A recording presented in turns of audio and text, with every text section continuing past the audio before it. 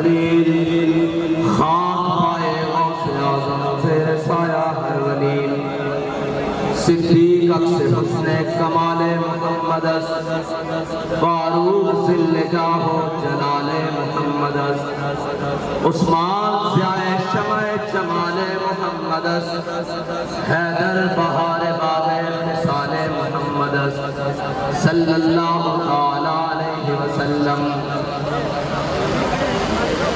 لوح بھی تو، قلم بھی تو، تیرا وجود الکتاب، گنبد آپ کی نرم تیرے محیط میں حباب، عالم آب و خاک میں تیرے ظہور سے فروغ، ذرہ ریت کو دیا تو نے طلوع آفتاب، شوکت سنجر و سلیم تیرے جلال کی نمود، فقر جنید و بایزید تیرا جمال بے نقاب، تیری نگاہ ناز سے دونوں مراد پا گئے، عقل غیاب و جستجو، عشق حضور و اضطراب، شوق تیرا اگر نہ ہو میری نماز کا امام، میرا قیام بھی حجاب، میرا سجود بھی حجاب۔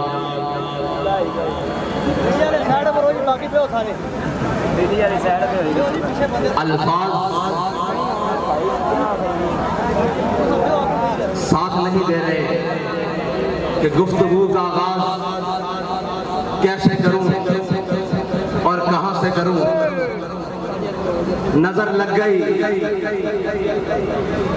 کیا مشکل گھڑی ہم پر آ کے گزر گئی کہ جب ساری دنیا کی نظریں لگی ہوئی تھی اور انٹرنیشنل میڈیا دیکھ رہا تھا کہ لبیک کے متوالے سردی کی ان یک بستہ ہواؤں میں رات گزار کر سورج طلوع ہوا اور وہ سورج ایک چاند کو بھی ساتھ لے کر فیض آباد تک پہنچا اور عالمی ادارے خبر دے رہے تھے کہ خادم رضوی صاحب فیض آباد پہنچ گئے۔ جو کفر خوش تھا کہ ابھی ہم ان کو پکڑ لیں گے، ان کے گھروں میں صفحہ ماتم بچھ گئی کہ اب نہیں ہماری بچ، اب تو سپہ سالار میدان میں پہنچ گیا ہے اور وہ سپہ سالار کہ ہم کچھ بھی کر لیں، کسی منزل کو پالیں، کسی راہ کی ٹھوکر سے زخمی ہو، کوئی کہے کہ لبیک والے اپنے موقف پر بڑے ڈٹ کے کھڑے ہوتے ہیں، یہ جس بھی چیز کو ہاتھ ڈالتے ہیں وہ چیز کانپنی شروع ہو جاتی ہے، لیکن کہیں سے بھی بات آئے گی تو بات ساری گھوم کر اس مرد مجاہد، اس امیر المجاہدین تک پہنچ جائے گی اور اسی تک ہی گھومتی رہے گی کہ وہ کون شخص تھا کہ دلوں کو فکر دو عالم سے کر دیا آزاد، دلوں کو فکر دو عالم سے کر دیا آزاد، خدا تیرے سلسلہ جنوں کو اور دراز کرے، خدا تیرے سلسلہ جنوں کو اور دراز کرے۔ اور اس فیض آباد میں کھڑے ہو کر تو یہ کہتا ہوں کہ نہ مقام ہے کشش، نہ مقیم ادائے دل بری، کوئی کیسے پاؤں کو رنج دے، کوئی کیوں کرائے تیری گلی۔ بڑا دکھ ہے لیکن ایک اطمینان بڑا ہے۔ مجھے دوست کہتے ہیں کہ اردو میں بات کریں، میں چند جملے کہہ کر پنجابی میں پھر اردو تک آتا ہوں کہ ایک گل دی چس بڑی ہے اور گل ہے کہ کہتے سن کہ پریڈ گراؤنڈ چ جلسہ نہیں کرن دینا، تو انہوں اجازت نہیں ہے۔ میں کہا رانا صاحب آرام ہے،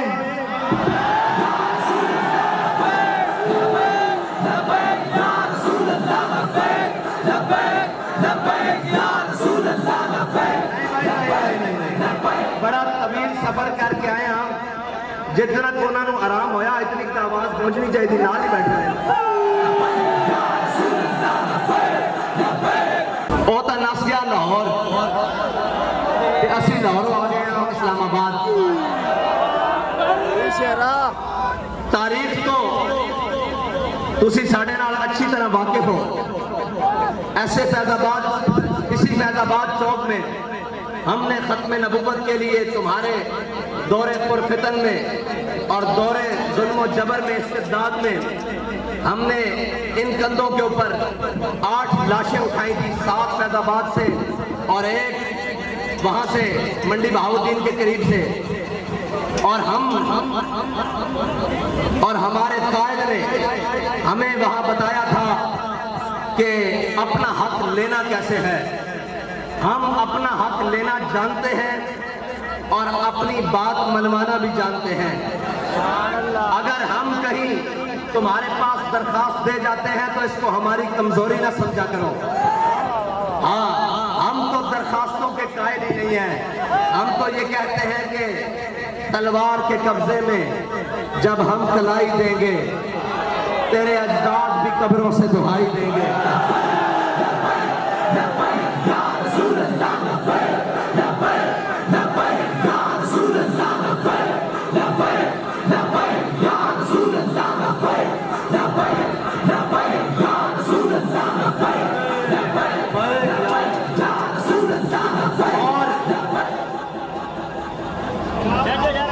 और 1857 से लेकर 1947 तक तारीख रकम पड़ी हुई है।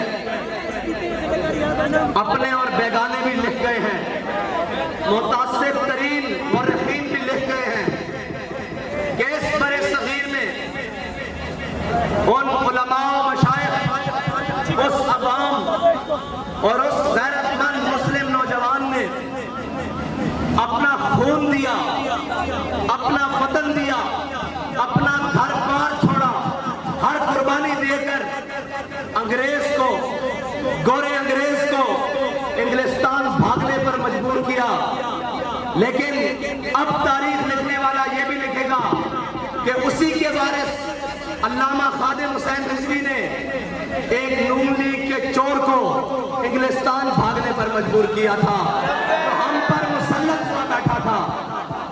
और फिर तारीख एक और बात लिखेगी कि जो इम्पोर्टेड है या बगलगीर बच्चा जिसे पाला गया है और अब वो बावला हुआ फिरता है, और बावले का इलाज सड़क पर होता है, ना कि उसकी जुबान बंदी से होता है, बल्कि उसकी जान बंदी से होता है। और अब तारीख किसी वक्त में मौर्रिख ये भी लिखेगा कि उन्हीं मुजाहिदीन आजादी के वारसों ने इसी पाकिस्तान, इसी खित्ता बरे सगीर के टुकड़े में जिसको पाकिस्तान कहा जाता है, जो दिल है, उस दिल के अंदर एक दिल है लाहौर, उस दिल में बसने वाले एक बाबे के मतवालों ने इन तमाम चोरों को फिर लंदन भागने पर मजबूर किया है। मुझे खबर मिली है कि उसे लाने की कोशिश की जा रही है। अगर तुम उसे लाओगे तो मैं लाने वालों से कहता हूं तुम अब के उसके साथ जाओगे। अब इस कौम में गुंजाइश नहीं बची, इस कौम के अंदर अब इतनी सकत बाकी नहीं रही कि अब तजर्बों पे तजर्बे किए जाए इसके ऊपर। अब हक का रास्ता बिल्कुल वाज़े है और हक बात बिल्कुल वाज़े है। इससे किसी को खुशी होती है तो 100 बार हो, और किसी को नाराजगी होती है तो 1000 बार हो। अब पाकिस्तान का आखिरी हल हुजूर का दीन है इंशाअल्लाह।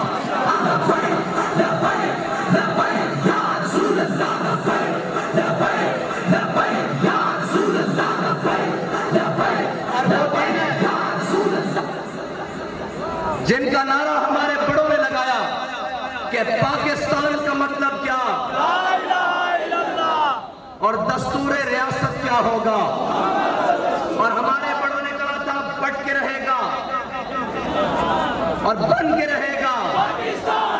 जब हिंदुस्तान बट के रहेगा, ये हमारे बड़ों ने نعرہ لگایا، اور اب ہمارے امیر المجاہدین یہ نعرہ لگا کر گئے ہیں کہ حضور کے دین نے تخت پر آنا ہے، تو انشاءاللہ یہ اب آ کر رہے گا۔ لبیک یا رسول اللہ لبیک، لبیک لبیک یا رسول اللہ لبیک، لبیک لبیک یا رسول اللہ لبیک، لبیک لبیک یا رسول اللہ۔ 11 کھلاڑی مل کر بیٹھے ہوئے ہیں، ایک کھلاڑی اپنا تماشا جاری رکھے ہوئے ہیں۔ آج یہ وقت پھر نوٹ کر لیں، تاریخ بھی لکھ لیں، گھڑی کی سوئیاں بھی چیک کر لیں، گنتی بھی کر لیں کتنے سیکنڈ ہوئے ہیں، یہ بات لکھ لیں۔ ان قریب آپ ایک تماشا دیکھیں گے جب یہ 12واں کھلاڑی بھی ان کے ساتھ ملا ہوا ہوگا، پھر ہماری کوئی بات ہوگی کہ کلیاں کلیاں نہیں رل کے آ جاؤ۔ اور ابھی ان یاروں کے نمائندے نے زور لگایا ہے، ہم نے ابھی زور نہیں لگایا، ہم تو پہلے ہی بے مسکینہ اور عاجزانہ انداز میں فیض آباد تک آئے ہیں، ورنہ ہمارا انداز یہ نہیں ہے۔ اور یہ یاد رکھنا، ناموس رسالت کے لیے اللہ تعالیٰ کو بات پسند ہی بڑی ہے۔ ہمارے بابا جی نے کہا تھا کہ جس دن ملعون سلمان رشدی اپنے انجام کو پہنچے گا، اس دن ہم تاریخی جلسہ کریں گے۔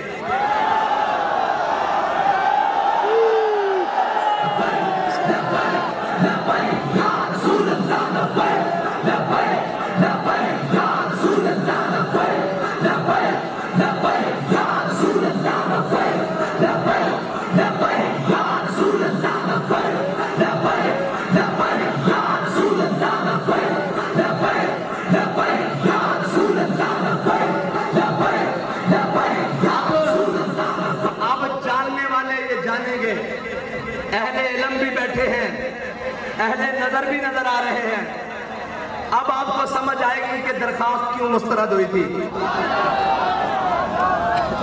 اب اظہار ہوا ہے وَيَمْكُرُونَ وَيَمْكُرُ اللَّهُ، تمہاری تدبیریں کچھ اور تھی، اللہ کی قدرت کچھ اور دیکھ رہی تھی، اور اللہ کی قدرت کچھ اور تھی، اور اللہ کی چاہت کچھ اور تھی کہ ایک مرد مجاہد کی زبان سے بات نکلی ہوئی ہے کہ جس دن یہ اپنے انجام کو جائے گا، چل پڑا ہے نا اس انجام کی طرف، اس دن ہم تاریخی جلسہ کریں گے۔ ہو سکتا ہے ابھی وہ دن پھر باقی ہو، وہ دن اور وہ وقت باقی ہو، لیکن ابھی اس کے انجام کا آغاز شروع ہوا ہے، تو وہ بات آج کے دن پوری ہو گئی ہے۔ یہ نہیں کہ درخواست تم نے مسترد کی ہے، تم سے درخواست مسترد کروائی گئی ہے۔ یہ نہیں کہ ہم فیض آباد آئے ہیں، ہمیں بابا جی نے فیض آباد بھیجا ہے۔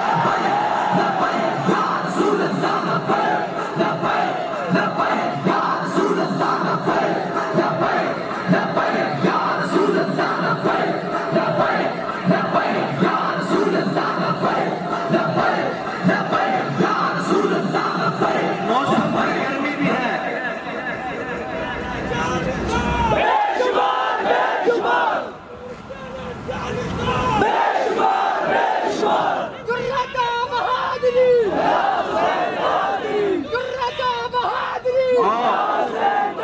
موسم کی سختی بھی ہے، لیکن کیا کروں ذوق کی گرمی بھی ہے۔ بتائیں بات جاری رکھوں یا ختم کر دوں؟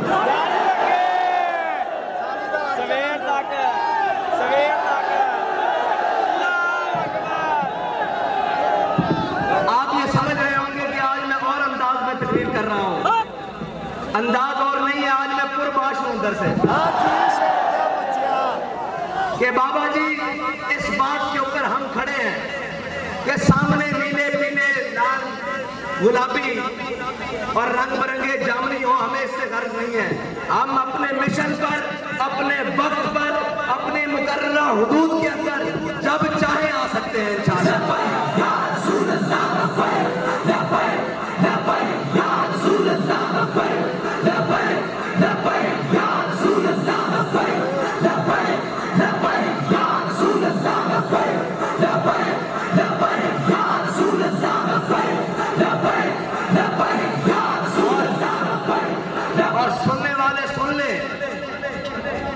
کہ تمہارا دشمن جس ملک میں ہو، جہاں ہو، تم ڈرون اڑاؤ، اسے مارو، اور تم پھر بعد میں کہو کہ ہم اس ٹیم کے آپریشن کی کامیابی کے لیے بہت خوش ہیں، اور اوپر تک وہ جو بائیڈن کھڑا ہو کر پریس کانفرنس کرے کہ ہم آپریشن کامیاب ہونے پر ٹیم کو مبارکباد دیتے ہیں۔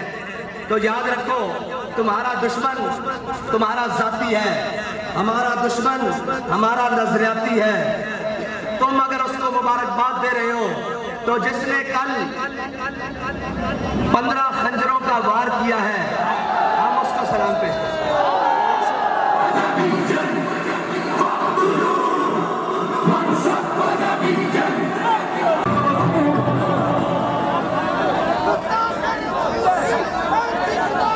اور ناموس رسالت کے لیے ملک کے اندر سوشل میڈیا کی بدترین گستاخی ہو رہی ہے، اس کے اوپر اس کے لیے جو بھی کوئی کام کر رہا ہے اور جس طرح بھی کوئی کام کر رہا ہے، ہم اس کے ساتھ کھڑے ہیں، اور ناموس رسالت کے پرچم کو بلند کرنے کے لیے ہمیں جس حد تک جس طرح جانا پڑا انشاءاللہ ہم جائیں گے۔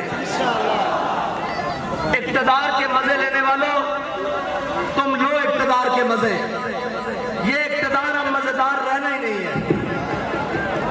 یہ اقتدار اب دن بدن جس کے ہاتھ لگے گا اس کا منہ کالا کرے گا، جب تک اس ملک کو اب ان نظام اور ان صورتوں پر کھڑا نہیں کیا جاتا جس کا وعدہ لے کر اللہ تعالیٰ سے ہم نے دعائیں کی تھی کہ یا اللہ ہمیں کوئی وطن دے دے جس کے اندر ہم عملی صورت، عملی نظام اور عملی زندگی گزار سکے۔ جب تک وہ نظام نہیں آئے گا، جب تک ان تمام لعنتوں سے جس کو اسلام نے حرام قرار دیا گیا ہے اور اللہ نے ہم پر جن چیزوں کو حرام کیا ہے، جب تک ہم وہ چیزیں نہیں چھوڑیں گے، اس ملک کے اندر کسی قسم کی کوئی بہتری نہیں آ سکتی۔ تم امریکہ کی تلوے چاٹنے کے بعد تم چائنا کے نیچے گھس جاؤ، تم رشیا کے نیچے گھس جاؤ، اس ملک کی بقا اب اسی بات کے ساتھ ہے کہ جب تک حضور کا دین تخت پر نہیں آئے گا، یہ ملک ہرگز سکون نہیں پائے گا۔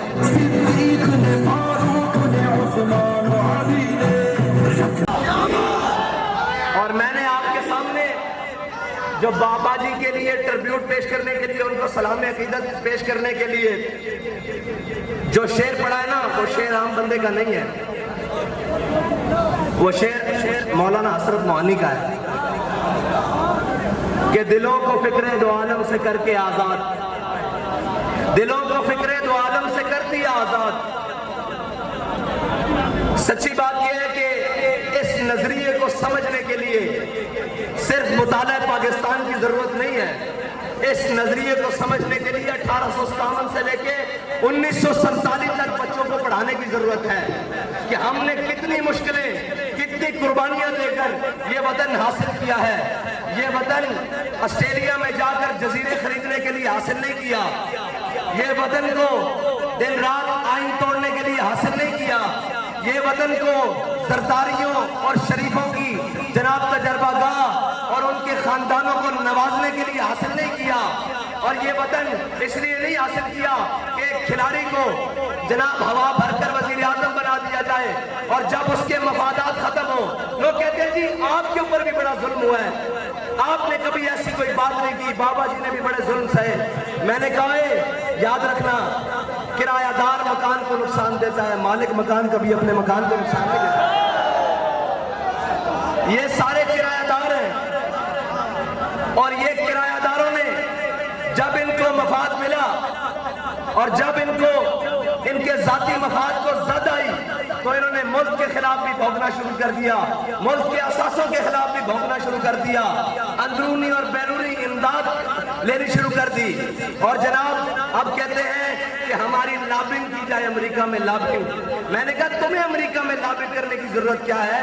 امریکہ نے تو لابنگ کرنے کے لیے تمہیں ہم پر مسلط کیا ہے، اور اللہ تعالیٰ بڑا غالب حکمتوں والا ہے، اس نے ذرہ ذرہ کر کے تار تار کر کے تم نے جو لباس اور جو تم نے رنگ چڑھایا ہوا تھا ریاست مدینہ کے نام پر اور جو تم نے ڈرامے بازی لگائی ہوئی تھی کہ جناب اس ملک کے اندر ہم وہ نظام دیکھنا چاہتے ہیں جو ریاست مدینہ کا اس تصور پر اللہ نے تار تار کر کے ایک ایک تار اتار کر تمہیں ایک چوک میں ننگا کر دیا ہے، اور تم باتیں کرتے تھے تحریک لبیک پاکستان کو، اور ایک نا انجاب کی بات کر رہے تھے کوئی کہ اس نے کہا ہے تحریک لبیک پاکستان کو چاہیے کہ وہ عمران خان کے جھنڈے کے نیچے آ جائے۔ میں نے کہا عمران خان کا جھنڈا اور ایجنڈا امریکی ہے، امریکی امپورٹڈ ہے، اور جناب وہ ایجنڈا ہے جو یہودی چاہتے ہیں۔ ایجنڈا ادھر میں تجھے بتاتا ہوں، تحریک لبیک پاکستان کا ایجنڈا بھی اسلامی، اس کا جھنڈا بھی اسلامی، اور جو جھنڈے میں ڈنڈا ہے نا وہ بھی اسلامی ہے۔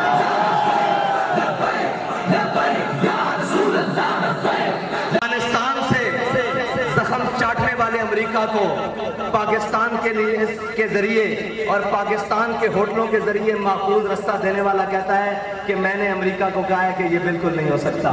شرم نہیں آتی؟ ڈوب کے نہیں مرتے؟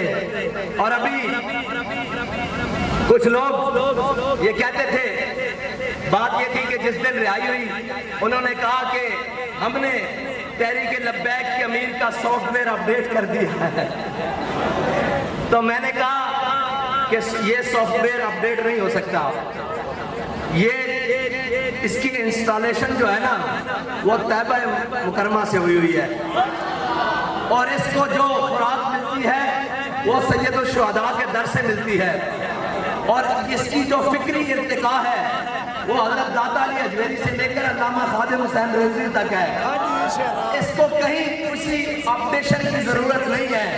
اب میں 8 دنوں بعد دیکھوں گا کہ جنابوں کا حال کیا ہوگا۔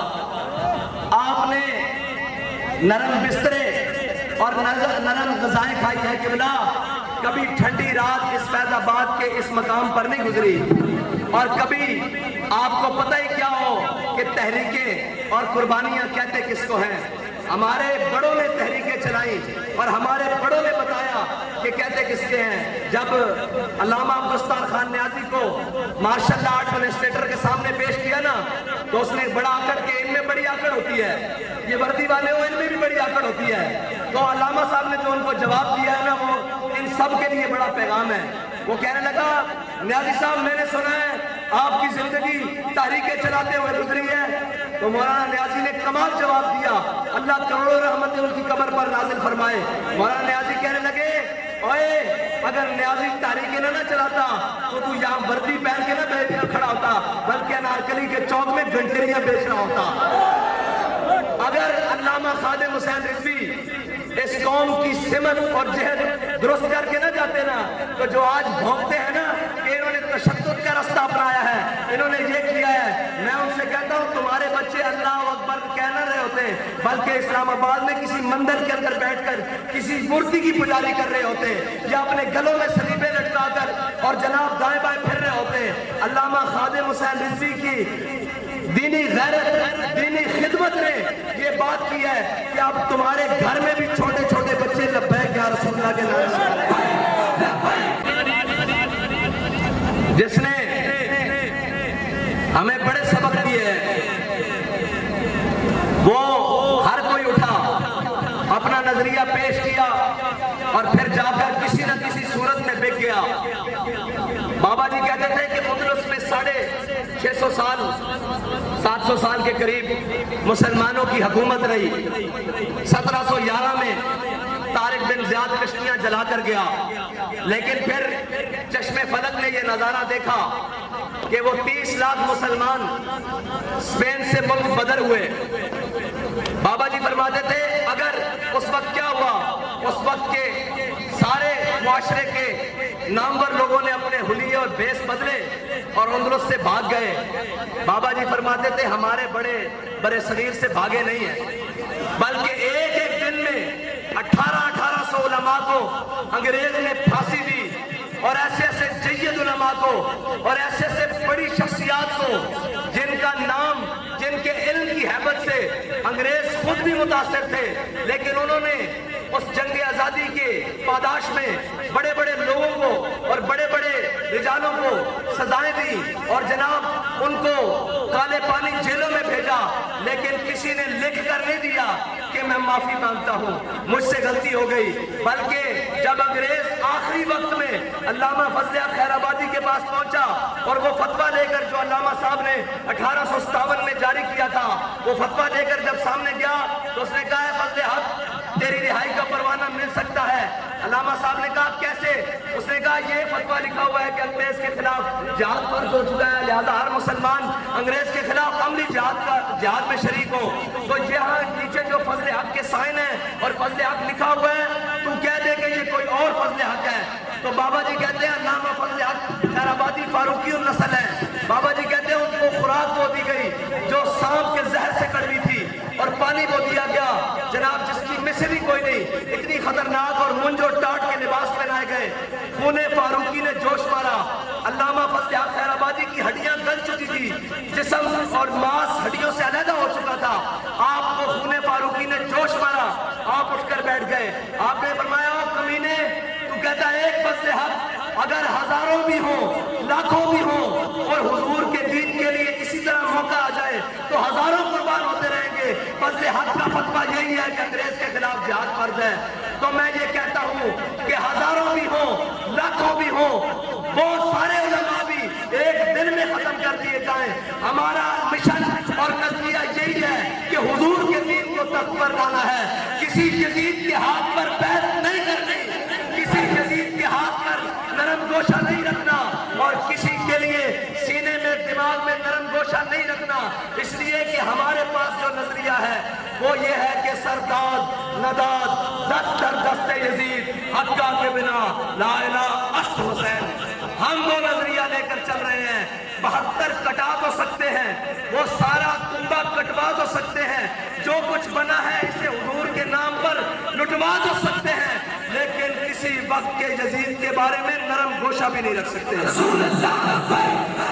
ہاں یہ بڑی اہم بات ہے، غور کریں میں کیا کہہ رہا ہوں کہ ہم اس دن جیتیں گے جس دن ہمارے مقابلے والے سارے اپنے جہاز بھر کے ملک سے باہر بھاگ چکے ہوں گے۔ اس وقت تک کے لیے آپ نے جذبوں کے ساتھ، اپنے حوصلوں کے ساتھ میدان عمل میں رہنا ہے۔ اوے ہمارا وجود ہی ان کے لیے کافی ہے اللہ کے بندوں۔ ہاں ان کو ڈر کیا ہے؟ ان کو پتا ہے کہ ایک بھی لبیک والا اسمبلی میں پہنچ گیا نا تو پھر بات کسی اور کی چلنی نہیں ہے، پھر بیانیہ کسی اور کا چلنا نہیں ہے۔ پھر کہتے ہیں جی ہم امریکہ کے خلاف ہیں۔ میں نے کہا ہم امریکہ کے خلاف اس وقت بھی تھے جب وہ افغانستان میں گیا، ہم امریکہ کے خلاف اس وقت بھی تھے جب وہ عراق میں اترا، ہم امریکہ کے خلاف اس وقت بھی تھے جب وہ جناب برما میں اپنے ذریعے ظلم کروا رہا تھا، ہم امریکہ کے خلاف اس وقت بھی ہیں جب وہ پاکستان کے اندر کسی بھی صورت میں مداخلت کر رہا ہے۔ تم ڈرامے بازیاں مت کرو، تمہیں کیا پتا ہو۔ اور پھر بات وہی آخری ہے کہ نچن والیاں دے بالا نو کی پتا ہوئے کہ آزادی دی جنگ میں لڑی جاتی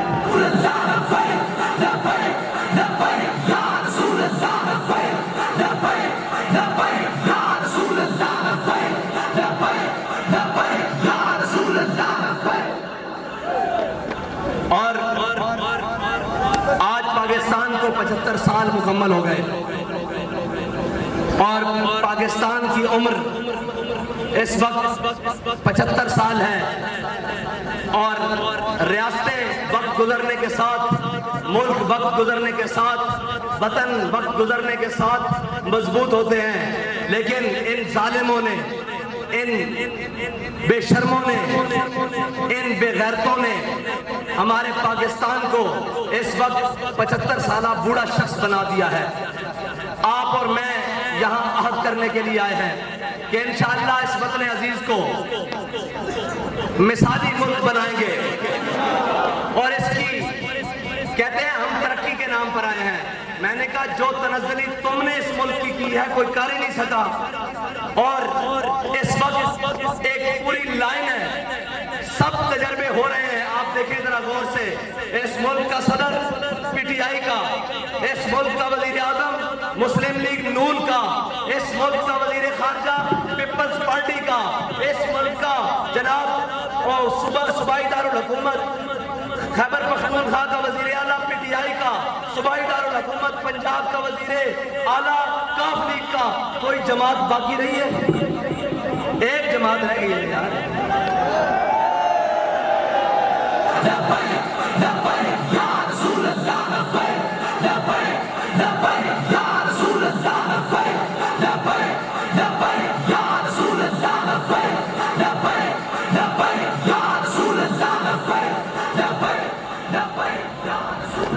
ایک جماعت ہے، میں نے آپ کو کہا عملی طور پر یہ تقریباً 12 اکٹھے ہو چکے ہیں، صرف اعلان کرنا باقی ہے۔